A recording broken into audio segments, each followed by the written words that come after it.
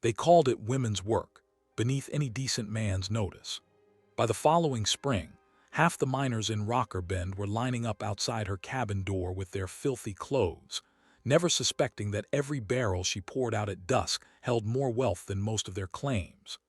The same men who tipped their hats and paid her a few coppers a bundle would one day sign leases in her name without ever understanding how the ground had shifted beneath their boots.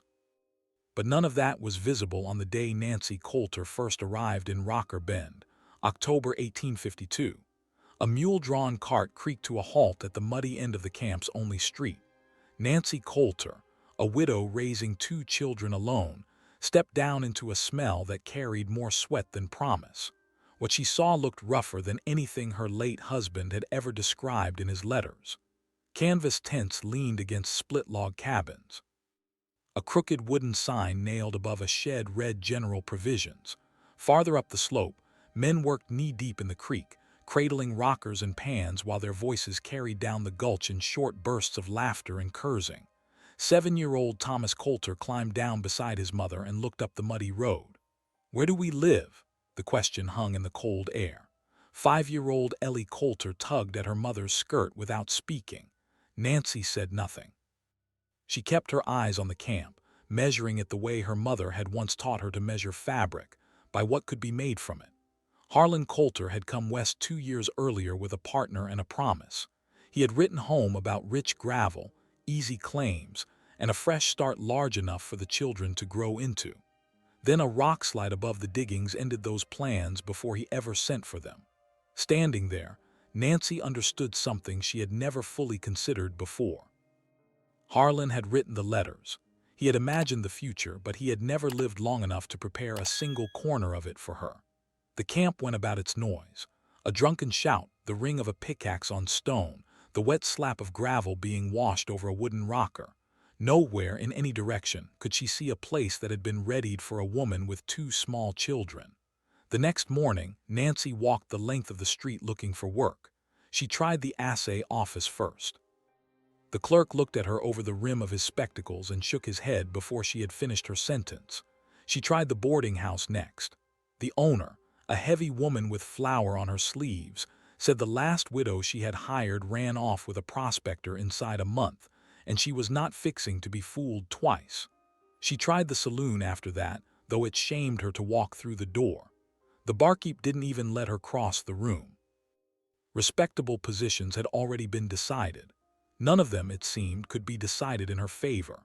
By afternoon, Nancy stood outside the general store watching a line of miners haul buckets of drinking water up from a spring at the far end of camp. Their clothes were black with grease, red with mud, gray with rock dust from the shafts. Some of the men wore the same shirt they had likely worn for weeks. A wagon rolled past. Inside the store, 2 men were arguing about the price of a bar of lye soap. Nancy watched them a moment longer. Then she turned and walked back toward the cart where Thomas sat guarding what was left of their belongings. A pair of iron wash tubs rested beneath a canvas tarp. Harlan had bought them years earlier for a laundry his mother had planned to open before she took ill. The tubs had traveled 2,000 miles across mountain passes for nothing. Nancy studied them for a long time. Then she reached down and untied the tarp.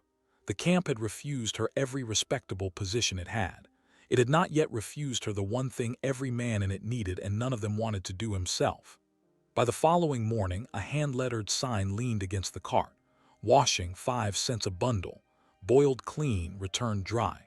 The letters were uneven, drawn with a piece of charred stick, but the words could be read from 20 paces. Nancy hauled the 2 iron tubs to a flat patch of ground behind an abandoned tent she had claimed for herself and the children. She dug a shallow fire pit between them. Thomas gathered stones for a ring. Ellie carried kindling from a fallen pine at the edge of camp. The first customer arrived before noon. He was a wiry man with a red beard and a shirt that had likely been white once, though it was difficult to say when. He looked at the sign, then at Nancy, then at the tubs. 5 cents a bundle, she nodded. He scratched the back of his neck. How big's a bundle? Whatever fits in that basket. She pointed to a woven willow basket resting near the fire. The man considered it. Then he untied the bedroll on his shoulder and dumped an armload of clothing into the basket. 2 shirts, a pair of trousers stiff with grease, wool socks so hardened by dried sweat they held their shape when he set them down. He handed over a 5-cent piece and walked away without looking back. By dusk, 6 more men had come and gone. Nancy worked until her arms ached and her knuckles bled from the lie. Thomas hauled water from the spring, 1 bucket at a time, up the sloped path behind the shack. Ellie tended the fire under her mother's watchful eye. The first bundle came out cleaner than Nancy had expected, though it took 3 changes of water to get there. The second bundle took 2. By the fourth, she had learned to boil the worst pieces first while the others soaked, and the rhythm of the work began to settle into her hands. That night, after the children were asleep beneath a shared blanket in the corner, Nancy counted the coins. 35 cents. It was not much. It was more than the boarding house had offered, more than the assay office had refused, more than the saloon had allowed her to earn. She wrapped the coins in a scrap of cloth and slipped them beneath a loose plank in the floor. Outside, the camp continued its rough noise into the small hours. A fiddle played somewhere near the saloon. A man laughed too loud. Nancy lay awake staring at the low ceiling of the shack and thinking about the 6th customer of the day. He had been a young man, no older than 19, with hands so caked in mud that the water had turned brown before she had even added the soap. She had watched the color move through the tub in slow curls, thinking about how much of the creek every miner carried home in his clothes. The thought had passed. Sleep came slowly and left too soon. The second day brought 11 customers. The third brought 15. By the end of the first week, Nancy had established a routine that filled every hour of daylight and stretched into the evening beside the fire. Thomas learned to sort bundles by owner, tying each with a strip of colored rag so nothing was lost or exchanged. Ellie learned to wring smaller pieces between her hands while her mother worked the larger ones. The wash line stretched between 2 pines behind the shack, and by midweek, it had been extended twice. The camp began to talk.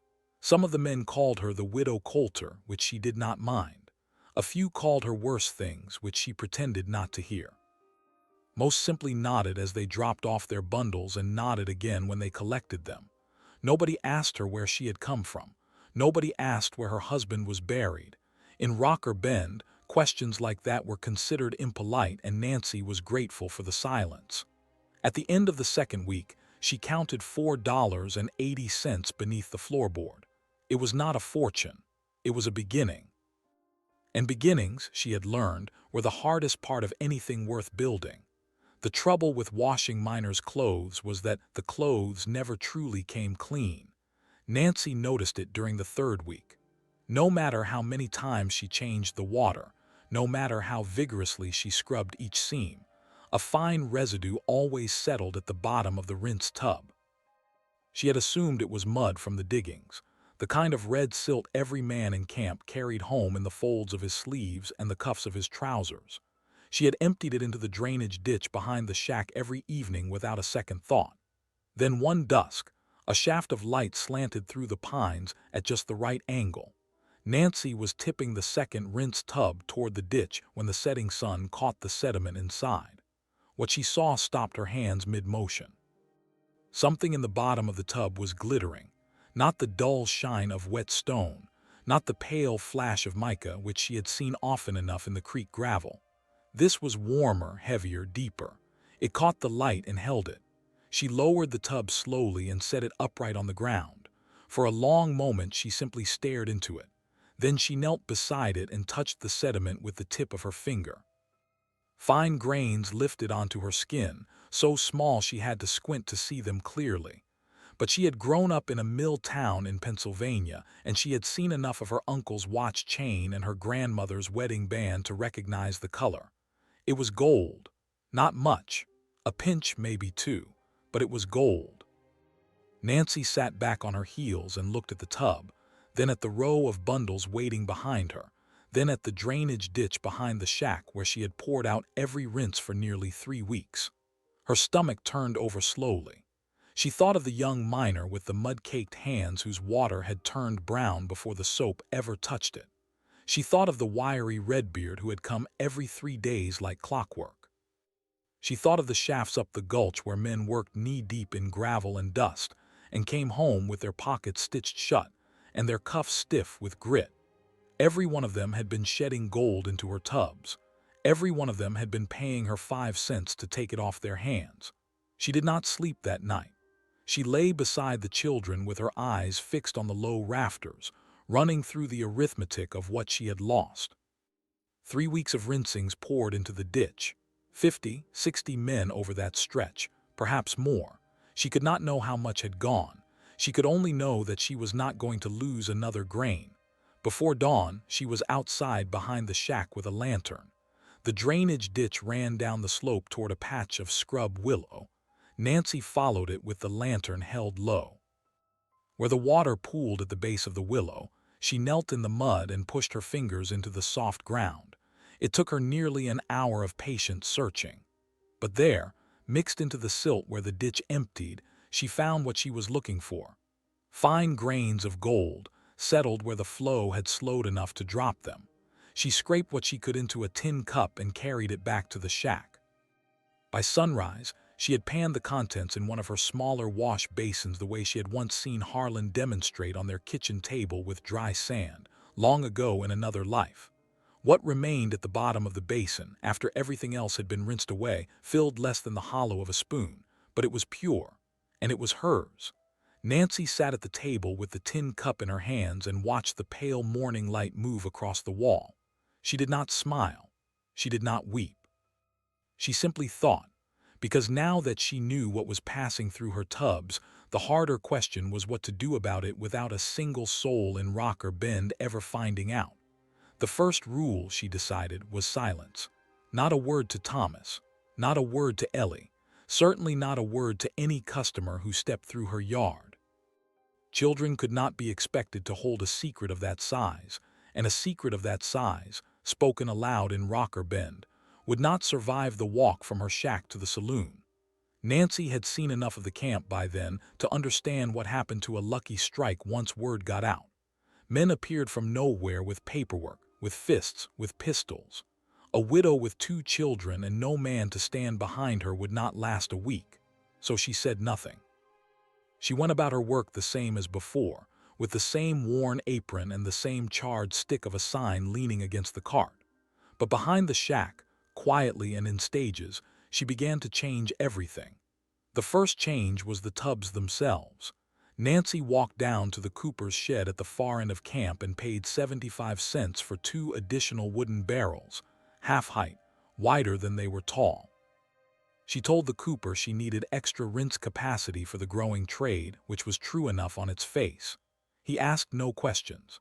She rolled the barrels back up the path herself, one at a time, and set them behind the shack where the drainage ditch began. The second change took longer. From the general store, she bought a bolt of coarse wool felt, the kind used for lining winter boots, and told the clerk she was making blankets for the children. She cut the felt into wide strips and lined the bottom of each new barrel with it, tacking the edges down with small nails so the fabric lay flat. Water would pass through. Anything heavier than water would not. She had watched enough of Harlan's old panning to understand the principle. What she was building, in her own quiet way, was a sluice disguised as a rinse tub. The third change was the drain. Nancy dug a shallow channel from the base of each new barrel, angled so the overflow ran through a second bed of felt laid across a wooden trough before it reached the ditch. Anything the barrel missed, the trough would catch. She covered the whole arrangement with an old canvas tarp weighted down at the corners with stones, and told Thomas it was to keep the raccoons out of the wash water. He accepted the explanation without curiosity, which was one small mercy among many that autumn. By the end of the 4th week, her operation had doubled in complexity and appeared, to any casual observer, entirely unchanged. Bundles came in the front. Clean clothes went out the back. Coins passed hand to hand. Behind the tarp, gold settled quietly into felt. Every evening after the children were asleep, Nancy lifted the tarp and worked by lantern light. She pulled the felt strips from each barrel and rinsed them, one by one, into a small basin. She panned the basin the way she had panned the tin cup that first morning. Then she dried what remained on a scrap of clean linen laid across the top of the wood stove. The dust, once dry, went into a place she had chosen with considerable care. On the top shelf of the cabin, beside the salt pork and the dried beans, sat a battered tin flour canister with a dented lid. Nancy had pried the bottom loose one afternoon while the children were down at the creek, hollowed out a shallow compartment beneath it, and reset the false floor with a bead of pine pitch to hold it in place. Above the false bottom, a generous layer of flour. Below it, wrapped in folded strips of oilcloth, her savings. Anyone who lifted the tin would feel the weight of flour. Anyone who opened the lid would see flour. Anyone who plunged a spoon in would draw out flour. The gold, meanwhile, lay beneath it all, invisible to any eye that had not built the tin itself. Nancy stood at the shelf that first night after hiding the initial pinch and considered what she had built. It was a beginning. It was not yet enough. The problem with a single washerwoman's operation, no matter how cleverly disguised, was that it could only handle so many bundles in a day. Nancy calculated it out in her head one evening while stirring a kettle of lye water. Even at 15 customers a day, she was catching the runoff from 15 men. There were nearly 400 miners in Rocker Bend by her count, and more arriving each week as word of the strike traveled south from Sacramento. The gold in her tubs was a trickle. She wanted the river. The answer came to her slowly, over the course of several nights, and it required her to think in a way she had not thought since Harlan died. It required her to think like a woman who intended to own something. At the far end of camp, past the saloon and the assay office, a Chinese man named Wen Fu ran a smaller laundry out of a canvas lean-to.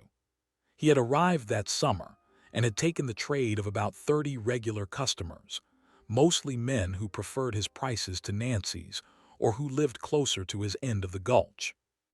Farther up the slope, a French widow named Madame Bochin ran a similar operation from behind her husband's old cobbler's shop.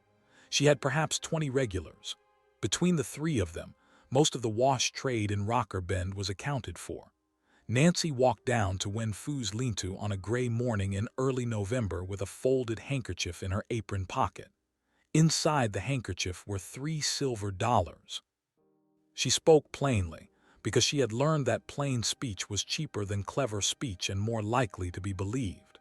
She told him her trade was growing faster than she could manage alone. She offered to buy his customer list outright, $3 for the names and the standing arrangements, and to pay him an additional $2 a week to continue washing at her rates under her direction. He would keep his lean-to.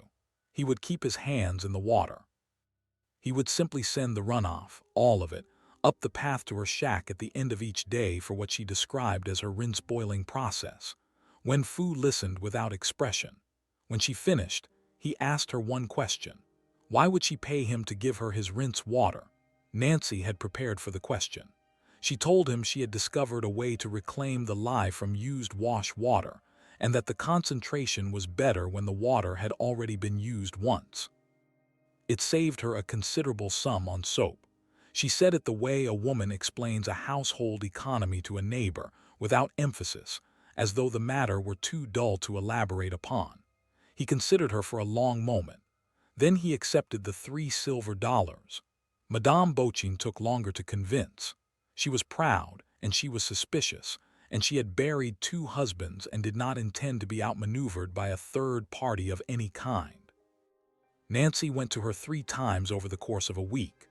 On the 3rd visit, she brought a jar of preserved peaches, which she had traded a bundle of washing for at the general store, and she sat at Madame Bochin's small table for nearly 2 hours while the French widow talked about her late husband, her rheumatism, and the difficulty of finding decent thread in a mining camp.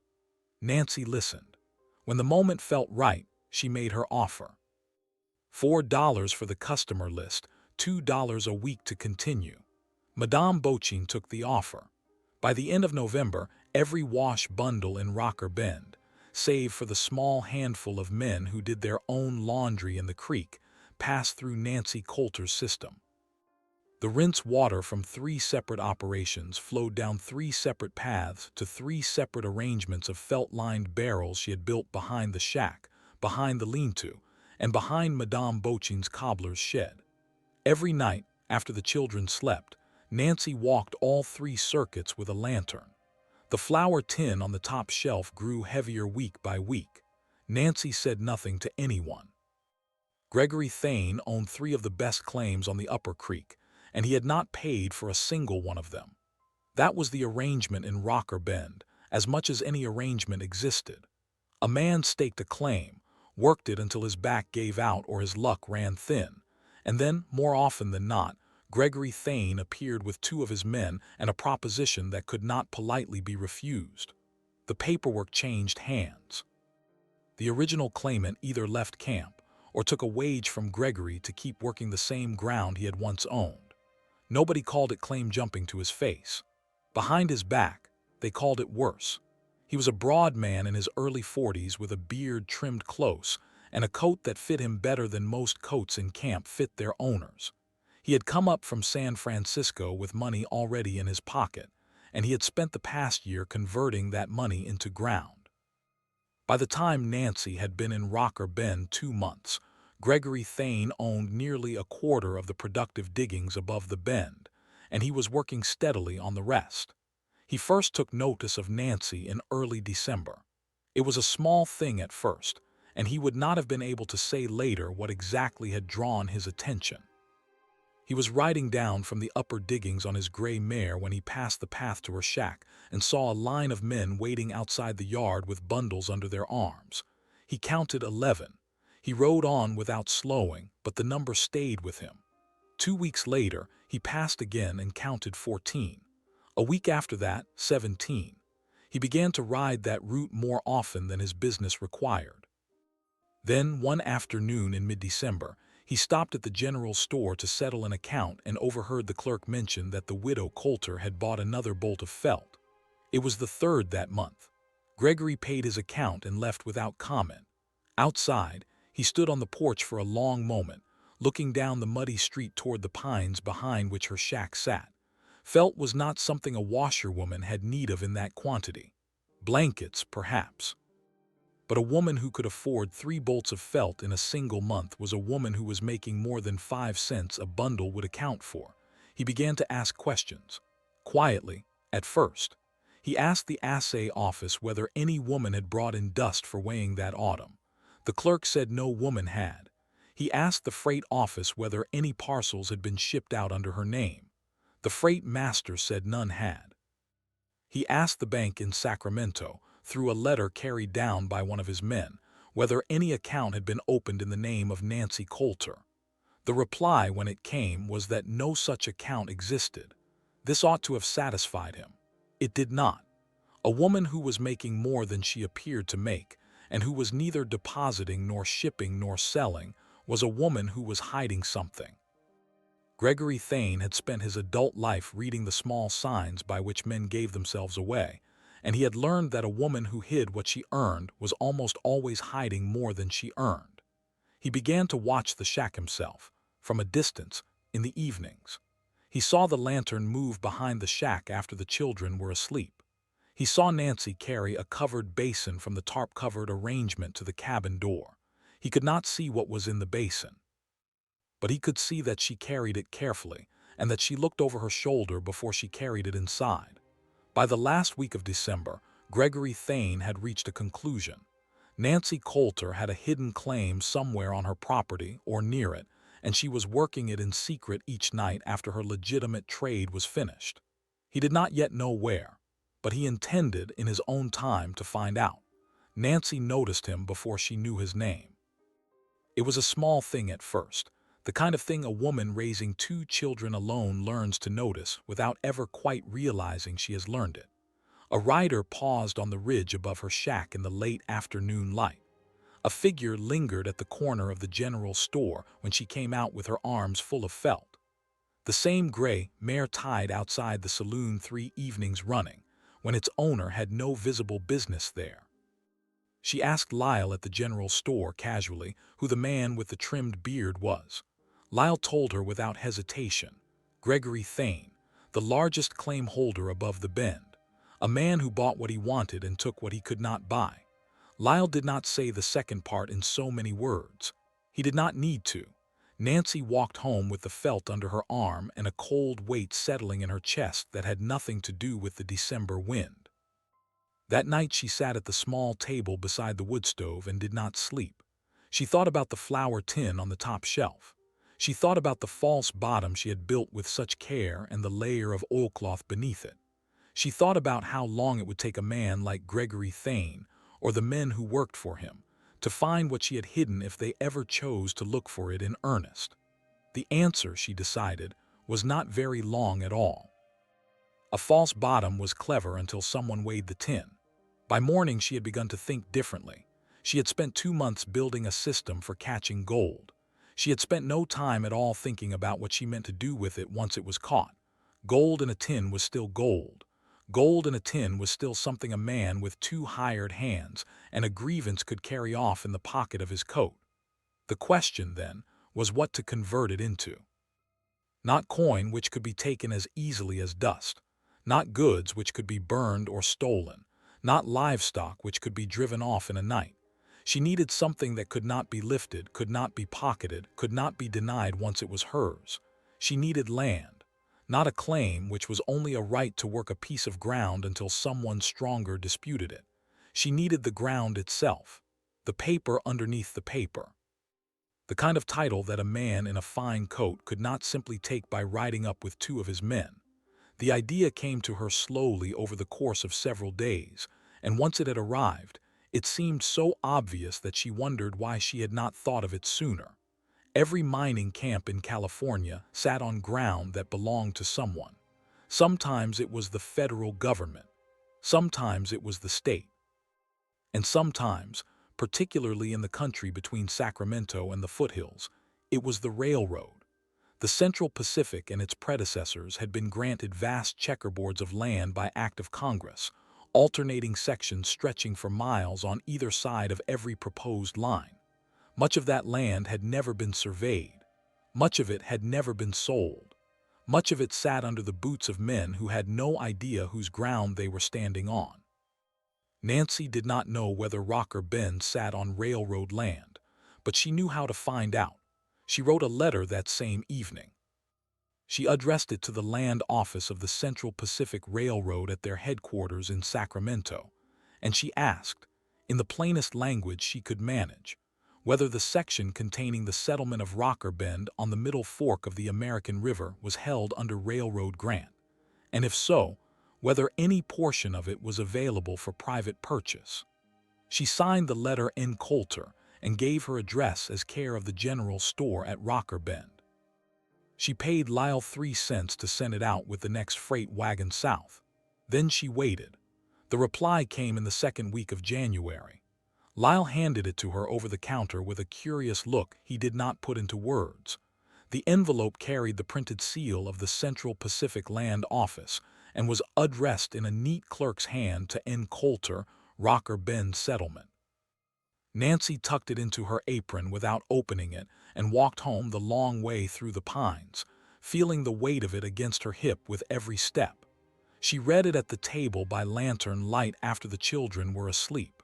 The letter was brief and businesslike. The section of ground containing the settlement known locally as Rocker Bend was indeed held under grant to the railroad, having been included in the odd-numbered checkerboard sections between the survey lines of the proposed spur to the northern diggings. The section in question, numbered and described in language Nancy had to read 3 times to follow, comprised 640 acres. It was available for private purchase at a price of $2.50 per acre, payable in gold coin or bank draft, with title to be issued upon receipt of full payment and a signed application filed at the Sacramento office. 640 acres, $1,600. Nancy set the letter down on the table and looked at it for a long time. Then she rose, crossed to the shelf, and took down the flour tin. She carried it to the table and opened the lid. She lifted out the false floor with the tip of a butter knife. She unwrapped the oilcloth and spread its contents on a clean square of linen. The dust glittered in the lantern light.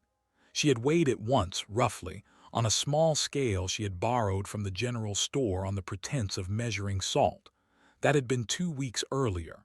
Since then she had added steadily. She sat down and began to weigh it again in careful pinches against a set of stones she had calibrated herself by comparison with a known $5 gold piece. The count took her the better part of an hour. When she finished, she sat back in her chair and pressed the heels of her hands against her eyes. $940, near enough. Not 1,600. Not yet. She wrapped the dust back into its oilcloth. She reset the false floor. She poured the flour back over it and pressed the lid down tight. She returned the tin to the shelf. Then she sat at the table with the letter in her hands and did the arithmetic she needed to do. If her 3 operations continued at their present rate, she would gather perhaps another $60 a week. At that pace, she would have the full sum by mid-March. But mid-March was 10 weeks away, and Gregory Thain had already begun to watch her shack in the evenings. 10 weeks was a very long time to wait for a man who was already watching. She needed to move faster, which meant she needed to gather more. Which meant, she realized, that she needed to widen the operation one more time before winter closed the passes and the freight wagon stopped running to Sacramento. The next morning, Nancy walked up the gulch to the upper diggings themselves. She had never been there before.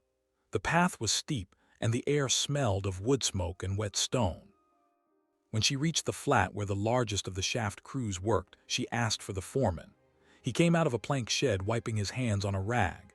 He was surprised to see a woman, and more surprised when she told him what she wanted.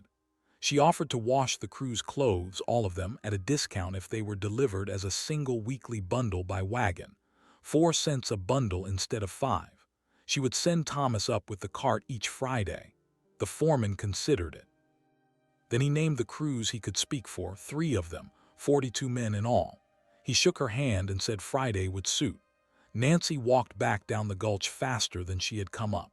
The Friday cart came down the gulch heavy with bundles, and Nancy worked past midnight to keep the barrels running. Thomas fell asleep at the table with a piece of bread in his hand. Ellie curled beside the stove. Nancy walked her 3 circuits with the lantern in the small hours, and returned to the shack with more dust in a single night than she had gathered in most weeks before. By the first week of February, the flour tin was heavier than any flour tin had a right to be. By the second week, she had begun to keep the overflow in a second hiding place, buried in an oilcloth bundle beneath a stone at the foot of the wash line where nobody but the raccoons ever went. By the last week of February, she had weighed her total against her calibrated stones and satisfied herself twice that the sum was there. $1,640, enough for the section, and enough left over for the filing fees and a margin against surprise. She wrote her second letter that night. She addressed it again to the Central Pacific Land Office and asked how the payment should be delivered, and by what means the title could be recorded so as to be indisputable under California law. She sent it out on the next freight wagon and paid Lyle 4 cents this time, because she wanted it to travel in the locked pouch rather than the open sack. The reply came in the second week of March. The land office would accept a bank draft drawn on any recognized institution in Sacramento, or gold coin delivered in person to their offices. The title would be recorded in the county register at Placerville and would carry full patent from the railroad's federal grant. The letter listed the documents she would need to bring and the signatures she would need to provide. It also noted, in a final paragraph she read twice, that title once recorded could not be contested except by the original grantor, which was to say the railroad itself, and that no local claim, occupancy, or improvement could override the recorded patent. Nancy read that paragraph a 3rd time. Then she folded the letter carefully and put it away. She left Rocker Bend on a Tuesday morning in mid-March. She told Thomas and Ellie she was traveling to Sacramento to see about a supplier of soap and thread. She told Lyle at the general store the same thing, and asked him to look in on the children in the evenings, for which she paid him 50 cents in advance. She told Wen Fu and Madame Boching to keep their operations running as usual and promised she would return within the week. She did not tell anyone what she carried in the false-bottomed satchel beneath her cloak. The stage ran from the crossroads below the camp to Placerville, and from Placerville, a coach ran the rest of the way to Sacramento. Nancy sat by the window with the satchel between her feet and did not sleep on either leg. She arrived in Sacramento on a Thursday afternoon and took a room at a boarding house on J Street run by a Presbyterian widow who asked no questions of a woman traveling alone. She spent Friday morning at a bank on Front Street, where a cautious clerk weighed her dust in a small brass scale, tested 3 pinches with acid, and converted the whole sum into a certified bank draft made out to the Central Pacific Railroad Company. She spent Friday afternoon at the land office. The clerk who received her was a young man with ink on his cuffs and spectacles pushed up on his forehead. He read her letter, examined her bank draft, and produced a stack of forms which she signed one by one with the pen he offered her. He asked her name. She gave it and spelled it. He asked her intended use of the land. She said she intended to reside on it and to lease portions of it to existing occupants. He wrote that down without comment. He stamped 3 of the forms, signed 2 of them himself, and pressed a seal of red wax onto the last. The section was hers. Nancy returned to Rocker Bend on the following Wednesday with the recorded patent folded flat inside the lining of her cloak. She did not announce her return. She stepped down from the stage at the crossroads, walked the last 2 miles up the gulch in the fading afternoon light, and arrived at the shack in time to kiss both children on the tops of their heads before supper. Thomas asked her whether she had found the soap. She said she had found what she had gone for. He accepted the answer and returned to his bread. She said nothing to Wen Fu. She said nothing to Madame Boching. She said nothing to Lyle. She resumed her work the next morning as though she had never been away, and for 3 weeks she washed clothes and walked her circuits and gathered her dust exactly as before. Gregory Thain made his move on a Sunday night in early April. He came with 2 men, not 3, which was perhaps his single mistake. Nancy heard the horses on the path a full minute before they reached the yard, and by the time the first fist struck the door she was standing behind the table with the children tucked into the corner behind her and a lit lantern in her hand. She opened the door herself before they could break the latch, and she held the lantern high enough that the light fell on Gregory's face and not on hers.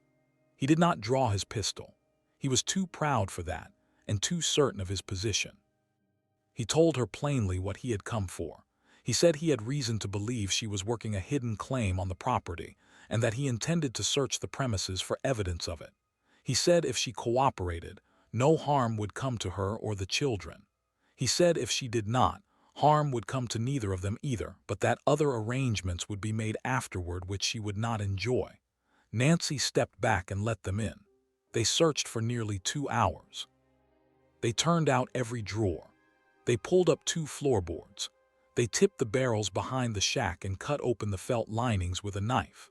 They emptied the flour tin onto the table and ran their fingers through the flour and found nothing beneath it, because Nancy had emptied the false bottom the day she returned from Sacramento and had scattered the last of her dust into the drainage ditch where it belonged.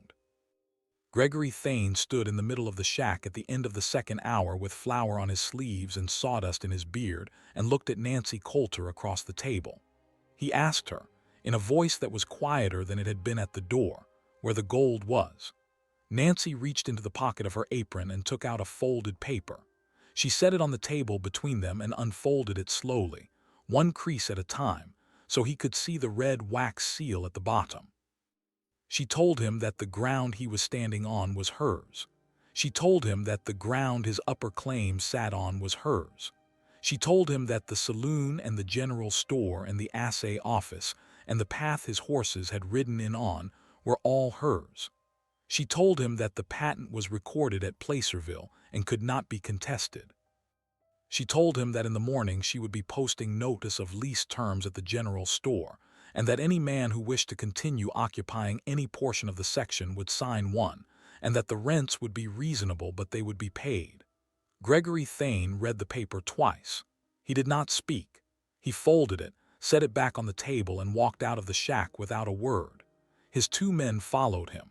Nancy kept washing clothes after that. The rents came in, but she kept the tubs running behind the shack all the same. She had learned by then what a man's pockets carried home at the end of a working day, and she had no intention of letting any of it go to waste.